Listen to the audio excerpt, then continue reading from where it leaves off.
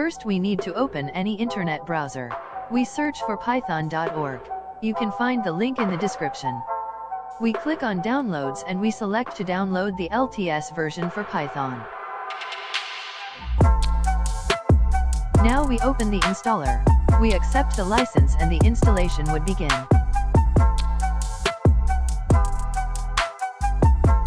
Everything is installed now, so we can open the application idle.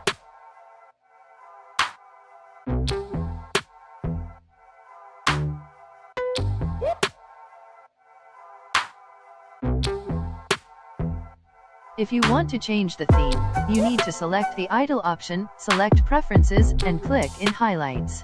You can select Classic, Dark, or New Theme.